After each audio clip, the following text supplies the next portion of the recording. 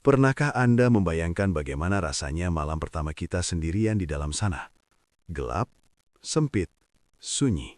Tidak ada lagi cahaya lampu, tidak ada lagi kasur yang empuk, tidak ada lagi suara keluarga yang menemani. Yang ada hanyalah tanah yang menghimpit dan amal yang kita bawa. Ketahuilah, alam kubur adalah gerbang pertama. Jika kita selamat di sana, maka selamatlah kita seterusnya. Namun jika kita celaka di sana, naudzubillahi min dzalik. Tapi tenanglah, Allah Subhanahu wa Ta'ala yang Maha Rahim tidak membiarkan kita tanpa perlindungan. Ada satu surah, hanya 30 ayat, jika dibaca setiap malam, ia akan menjelma menjadi cahaya, menjadi tameng, bahkan menjadi pengacara yang berdebat dengan malaikat Munkar dan Nakir untuk menyelamatkan jasad kita dari siksa. Apakah kita sudah mempersiapkan tameng itu untuk malam ini? Simak video ini perlahan, resapi maknanya, karena mungkin inilah bekal yang paling kita butuhkan kelak. Assalamualaikum warahmatullahi wabarakatuh. Sahabat beriman yang dirahmati Allah Subhanahu wa Ta'ala, mari kita duduk sejenak menata hati untuk menjemput ilmu keselamatan ini. Silahkan tekan tombol subscribe, aktifkan loncengnya, lalu like dan share video ini kepada orang-orang yang Anda cintai, pasangan, orang tua, dan anak-anak Anda.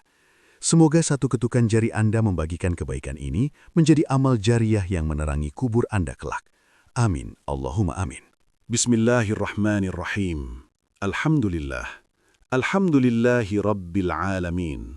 Segala puji bagi Allah Subhanahu wa Ta'ala, Tuhan semesta alam, yang menggenggam jiwa-jiwa kita, yang menetapkan kematian sebagai pintu gerbang menuju keabadian. Allahumma salli ala Sayyidina Muhammad wa ala ali Sayyidina Muhammad. Semoga salawat dan salam senantiasa tercurah kepada baginda Nabi Agung Rasulullah sallallahu alaihi wasallam, sang penunjuk jalan keselamatan. Para sahabat yang dirahmati Allah Subhanahu wa Ta'ala, setiap yang bernyawa pasti akan merasakan mati. Itu adalah janji Allah yang pasti terjadi. Tidak ada yang bisa lari, tidak ada yang bisa sembunyi. Mungkin hari ini kita masih bisa tertawa, masih bisa menyantap makanan enak, masih bisa memeluk keluarga. Tapi siapa yang menjamin besok pagi kita masih bernapas?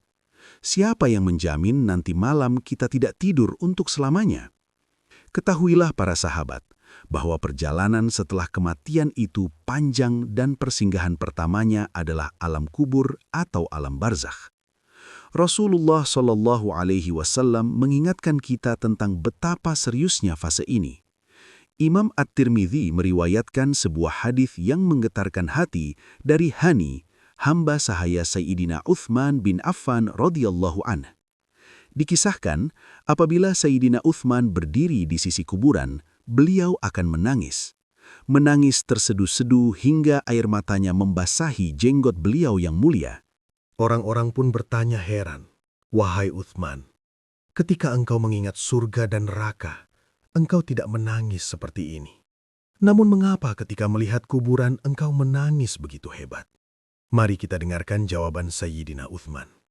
Jawaban dari seorang sahabat yang dijamin masuk surga, namun masih begitu takut pada kuburan.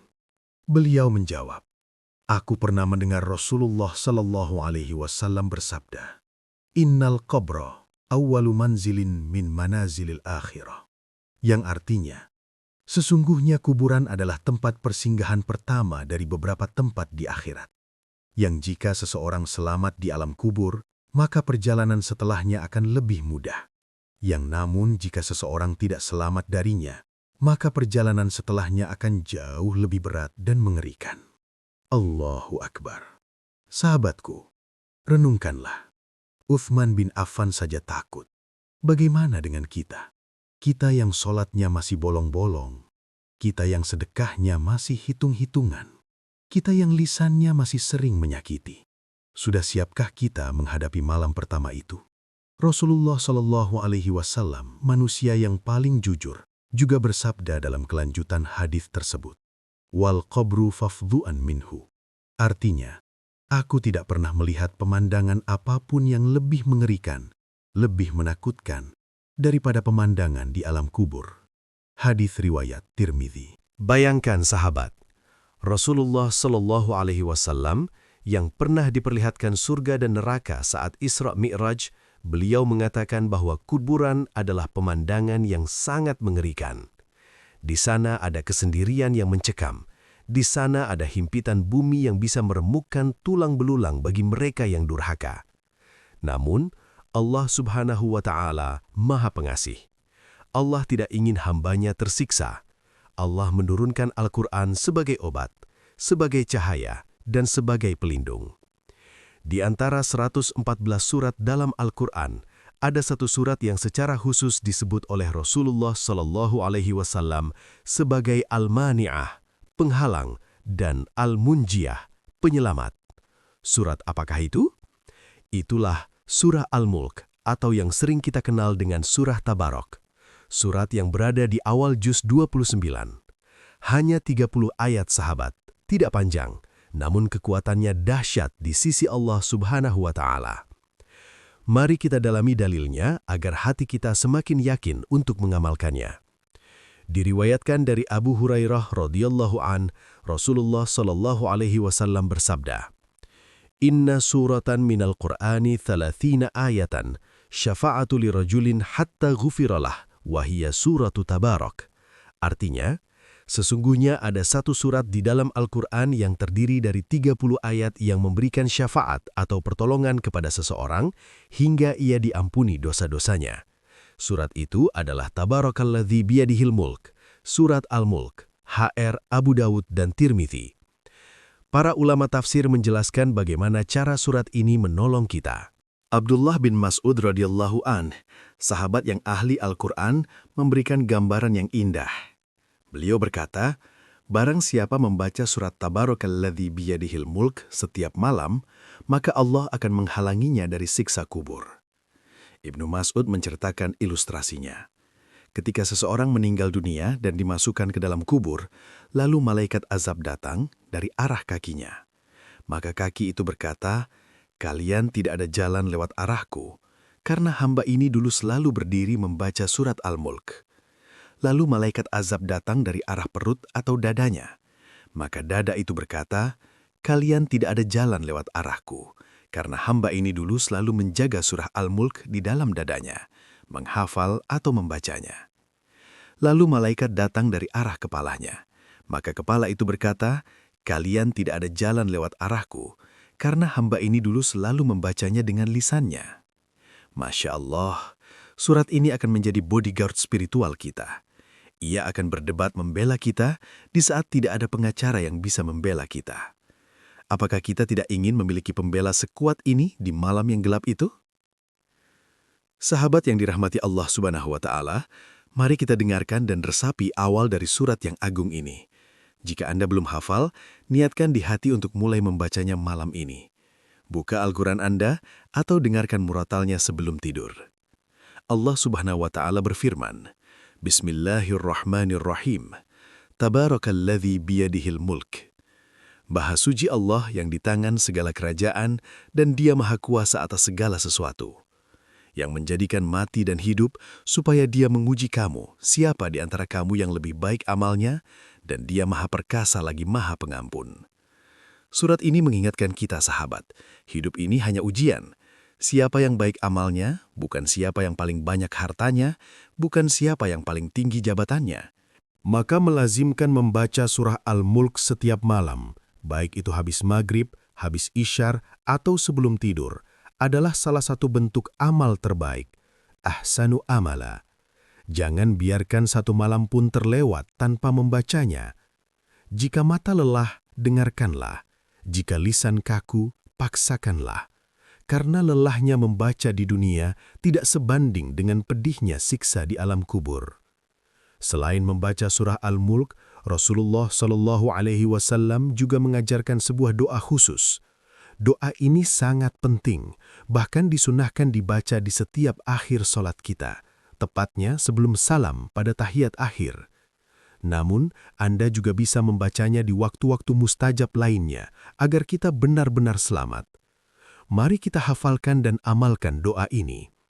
Rasulullah SAW bersabda, Allahumma inni a'udzubika min azabi jahannam, wa min azabil qabri, wa min fitnatil mahya wal mamati, wa min syarri fitnatil masihid dajjal.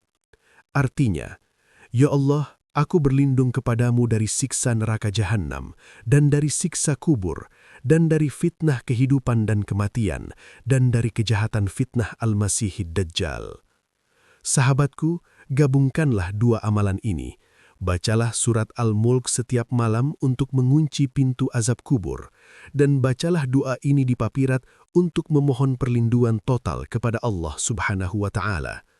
Insya Allah, jika kita istiqamah, Allah akan wafatkan kita dalam keadaan husnul khatimah, dan Allah akan jadikan kuburan kita raudhah min riyadil jannah, taman dari taman-taman surga. Sahabatku yang dicintai Allah, waktu kita di dunia ini singkat. Kain kafan kita mungkin sedang ditenun, tanah kuburan kita mungkin sudah menanti. Jangan tunda lagi. Mulai malam ini, berjanjilah pada diri sendiri. Saya tidak akan tidur sebelum membaca tabarok. Semoga Allah Subhanahu wa Ta'ala meringankan lisan kita untuk membaca Al-Quran. Semoga Allah menjauhkan tubuh kita yang lemah ini dari siksa kubur yang mengerikan. Dan semoga Allah kumpulkan kita semua kelak di syurga Firdaus bersama Rasulullah SAW.